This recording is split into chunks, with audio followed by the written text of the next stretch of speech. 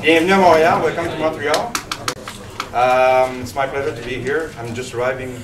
I got lost on my way here, so I would like to introduce our guests and the people going to be involved in the meeting. First up, our president, George Dow. Hello. Our secretary trésorière, secretary treasurer, Cheryl Anderson. Hello. Vice President, Betty Carrasco. Betty, you have No one's clapping or no? And John Carpenter, Vice President. Yeah. Our president would like to say a few words. Sure. So it's nice to be here in Montreal. I wish my French was as good as Marty's English. So I will speak in English if you'll forgive me for that. The entire Executive Council is here as part of a plan to go to different areas of the country and be present where the members are, so that members have an opportunity to come out at meetings like this and talk to the leadership of the union, so we get to see where people work and connect a little better. We're going to be back here for our convention this year, next year, 2009. I think that's an important occasion to show that the TWU is a national union and the importance we see in all of our members across the country.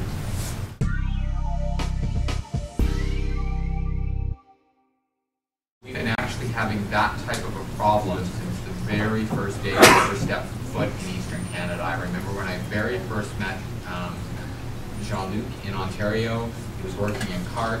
He was working midnights. They were doing all sorts of work for other departments, and as a result of it, their job wasn't getting done. They weren't getting their variable pay, but others were, because they were getting their work done with the other groups. And it's been an ongoing problem.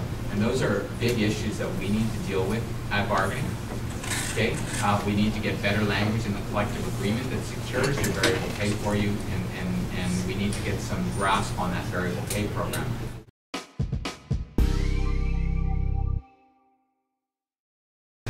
Take a year or a year and a half before you go to an arbitration, but that's compared to 3 or 4 years of what it used to take to get to an arbitration. So when George talked about that we have the translator coming out, or some of it we've already read, you will see that the TWU has had successes over the last year with arbitrations, but all of those arbitrations took more than a year before we got to that spot. But the good thing is that you've got the opportunity, and your members have got the opportunity now to gather that information on Kudo. And you've got much more hands-on information than anybody else has.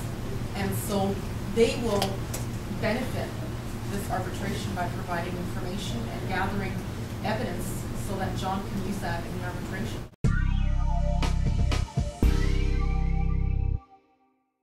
This is an issue, not just for us, but for Canada and for your kids. Right? Do we want to take that on?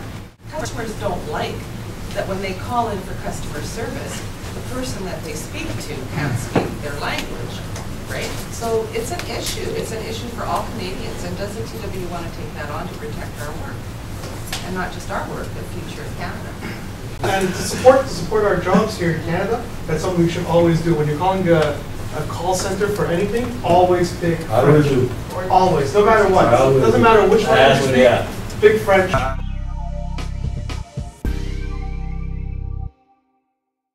When you're hearing of those types of things, that should get reported right back to Isabel and Paolo, so they can go and address those issues. The more that we know and the more that we're in their face addressing those types of issues, the more they'll start to comply and learn that they can't just do what they want to do.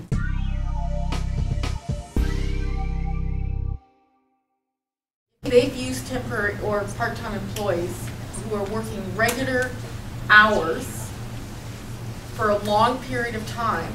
I would grieve it under the management rights clause, which says that they're being discriminatory, arbitrary, or acting in bad faith. Because as a part-time employee, you do not have access to the same benefits as a regular full-time employee. And if you can make a case to say that those people have been used on a regular basis for a long period of time and the company won't convert them into regular full-time, to me it's a violation of Article 8, which is arbitrary, discriminatory, or in bad faith.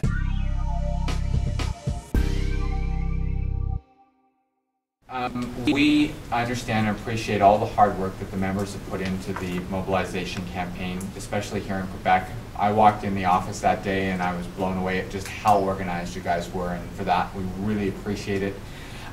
We as an executive have discussed the fact that it's important to maintain this momentum. It's not something we can just do for this 3 months and let go.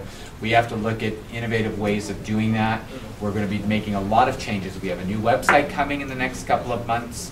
Our transmitters are starting to get, are going to become more frequent. We're going to be hiring a communications specialist that's going to help us with our communications and getting out our transmitters on a more regular basis, and to increase our communication to the membership. But most importantly, it's important that all of you remain involved, that you stay in touch with us, and that you are our eyes and our ears and our mouths back to the membership, because we're not in the workplace, right? So if you're hearing the information from us, and there are people are not here today, you need to take what you've learned here tonight back to the membership with you, and explain to them and express to them the importance of coming to these meetings so that they can get that information. And on that note, I'm going to stop speaking and say thank you very much for all your hard work and everything you've done for us. We really appreciate it.